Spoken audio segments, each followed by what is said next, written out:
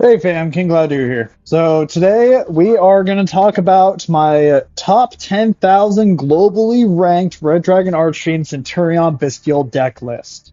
First of all, I want to say how proud I am of this achievement. Second time I've done this in my Yu-Gi-Oh playing career using Red Dragon Archfiend. It is a very good deck that's very rewarding. It's just, unfortunately, by modern Yu-Gi-Oh standards, it's not as good as it needs to be meta viable, but I'd highly suggest you have any interest in learning the deck.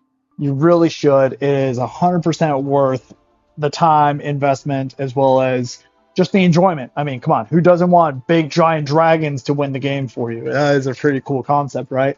Anyway, let's go section by section here. I'll be talking about first my hand trap lineup, then the Resonator engine, then Centurion Bystials, and then we'll call that a video, guys. So let's start with hand traps. We're playing 3 Valor, 3 Droll, 2 Maxi, 2 Ogre, 3 Ash, 3 Fua, 6 Bystials total, 1 Magnemite, 1 Sereneer, 3 Druis, 1 Baldrake, and since we're talking about the Bystials anyway, 1 Lubellion with the Regained.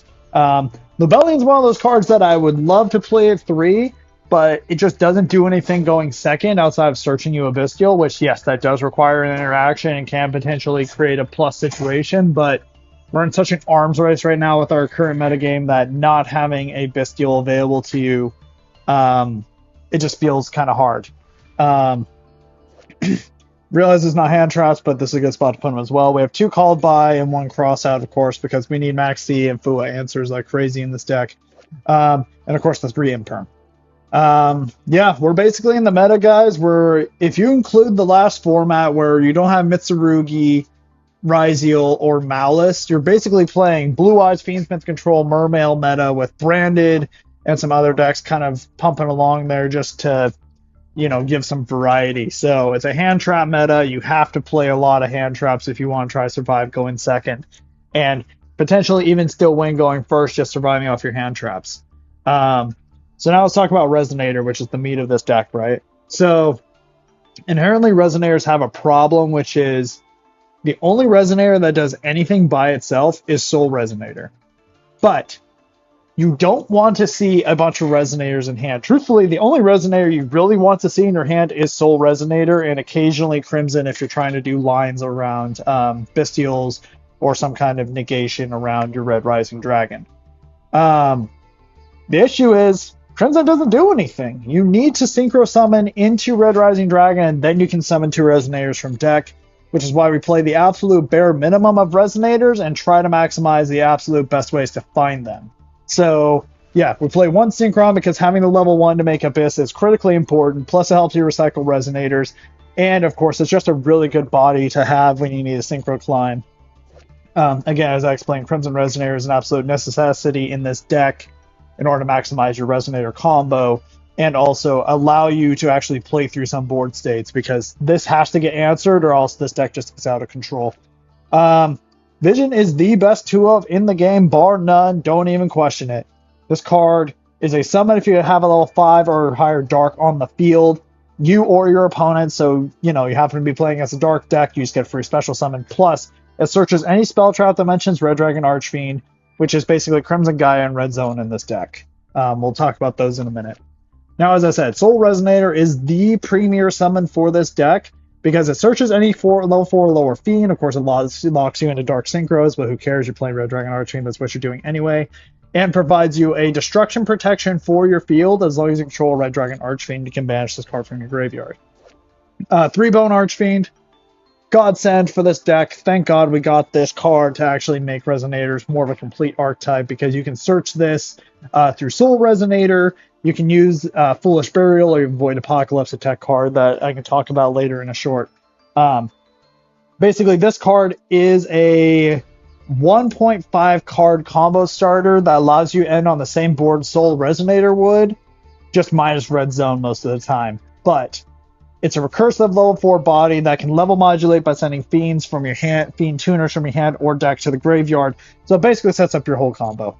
Thank you, Konami, for giving us at least some kind of card to work around. Sweeper. This is included as a Resonator card because you can just discard this and add level 3 or lower fiend tuner from your deck to your hand. only fusion or synchro locks you, which means, again, you're playing Red Dragon Archfiend. Why do you care about synchro lock? Plus, and this deck in particular has utility because we do have the Centurion field spell, so sometimes it's a free 5 body, and discarding it because the dark sets up your Bystials, which is, again, part of why we play Bystials, because they're great extenders for Red Dragon Archfiend, since Vision can just special summon itself if you include a level 5, or even a level 5 or higher dark on the field. Starting to see the synergy a little bit. And of course, because it can add, but it's also hard once per turn, we're playing 2 call because it effectively gives us about 5. It gives us a lot of ways to find your Resonator combo pieces. But here's the thing with Resonators. The only one you want to see in your opening hand is Soul Resonator, right? So ideally, you're not trying to open a bunch of Resonator cards together, which is why we're kind of on this 60 build. It has its pros and cons. But anyway, Gaia, busted card. Basically, you can add any card that mentions Red Dragon Archfiend. So it's a monster, spell, trap. It can even recycle your Red Dragon Archfiends back from your graveyard to your extra deck, so you can resummon them to continue to just get, a million dragons. There's also a Book of Moon if you attack a Red Dragon Archfiend, which, trust me, it comes in handy more than you think. And if a monster is destroyed by battle or card effect on the field, you or your opponents, you can just summon Red Dragon Archfiend from your graveyard. Each of these are hard once per turn, but with those kind of effects, why would you need more than once? I would love to have more than once, but anyway. Red Zone. It's a reactive pop to anything on the field as long as you control Red Dragon Archfiend. So, a great way to actually help you play around Droplet, help destroy field spells. This card is a really great trap if you have it online. But more importantly, you have it as a banished recursion by banishing. If you have a banished Dark Dragon Synchro monster, you can just resummon it. Which brings me to the unofficial member of Resonators, Obsessive Oovaloop. Konami, you should have just made this a Resonator card. I don't really understand why you didn't. It's a level 4 Fiend Tuner, so you can send this off a Bone Archfiend. And basically, if this card's in your hand, banish a Synchro you controller in your graveyard to summon it, or if it's in the graveyard, you can banish a Synchro you controller in your graveyard, banish it, add it to your hand. This is how you get those dragons back via Red Zone. This card is amazing. It's unfortunately also the worst brick you can sometimes see in a game state, but it's worthwhile for those grind games where you have to have your dragons back over and over and you just clutch out the win that way. So we talked about the Bystial package a little bit, but again, Vision Resonator being able to special summon itself because you control level 5 or higher dark, as well as the grind game they produce, and being level 6s for the Centurion package is actually very relevant for certain play lines that you can do as well. And also the Obellion being an aid as well. Regained. This card is just custom made for Red Dragon Archery in a lot of ways. If a light or a dark monster is banished, you can target one of those, place that monster to the bottom of your deck, and you draw. So you can actually, in a lot of your play lines, use Oovaloop to banish the original Red Dragon Archfiend, shuffle it back to your extra deck, and just get a free draw off of the deck without it messing with your deck count, per se. Plus, if your opponent normal or special summons, you can get a Bystial back on board, which, again, great grind game card. And if Bystials had more impact breaking boards this meta, I would 100% be playing Obellion 3 just to get that online and be able to crack boards. But it's just, Blue Eyes is so resilient to it. Snake Eyes doesn't really have a ton of great targets for it because they just tend to interact in a way that makes it very difficult to destroy. And Mermail is all water. So, in Crystron, of course, you have to put restrict on Crystron, but you don't really have a lot of great targets to hit with them either. So Bystials are kind of an engine that I have to keep tucked in a little bit tighter on this format. So yeah, that's the Resonator part of the deck. We'll talk about the extra deck later. But now we have Centurion. And why do we play Centurion with Resonator? Well, I guess we'll go into the extra deck a little bit because this guy right here, Centurion Auxilla. It's a Dark Dragon Synchro monster, guys. It's like Konami was thinking about us. This card is able to be bridged naturally through your Resonator combos to add Centurion Field Spell to allow you to end commonly on Abyss plus Centurion combo, which then, thanks to the Crimson Dragon, because you're no longer Dark Locked on the following turn, you can special summon this and cheat out the God Dragon Red Supernova himself. So that's the whole purpose of having Centurion, plus it allows you to have some flexibility with other cards, such as Baronne de Fleur, Chaos Angel, Even Primus has some utility because it's a on summon pop. Legacia, pop and draw. You could even bring out Dispater on your turn if you didn't get to it on the previous turn. Just miraculous cards. So of course we're playing Centurion's stand-up Centurion at 3 and Oath at 3 because you just want to maximize ways to find field spell in that engine as much as possible. I'm choosing to play the Wake Up Centurion and Phalanx combo because if this combo goes uninterrupted where you access both halves of the deck, you almost never lose except if your opponent opens up a goated board breaker hand, because there are so many layered interactions and such impactful plays that you make just by, your Supernova is a whole board banish, and if you have Zone, you do that twice. If you have Auxilla, then you can take one of those banished cards and negate a monster effect. Abyss is just a Omni-Negate on board. Auxilla protects your whole field, and if you have Primera still set in the background, you can then protect Auxilla from destruction. It's such a hard board to crack that if you go uninterrupted, it is amazing. Plus, Wake Up Centurion has some utility going second as well if you can get into your Centurion cards. Phalanx, you target any banished or any face-up monster on the field, you or your opponents, and temporarily banish it till the next end phase. Or, I'm sorry, standby phase. Sorry. This has utility in a lot of fun and interactive ways I can talk about again in a later short, but more importantly, you can also send this off of Wake Up, because by banishing Wake Up, you can just send a Centurion card to the graveyard, and it's a revive for a Centurion Synchro monster. It loses 1500 attack, but it actually gives you some options, such as Legacia is a special summon, draw, and pop, so you can actually get additional value from Legacia by using Phalanx. Auxilla is a search on special summon, so you can get another Centurion card, and both of these cards reset your Centurions to your back row from your hand or grave. Actually, let's see. So Auxilla is from banishment or grave, and Legacia is from hand or grave. So there is some different key utilities to that.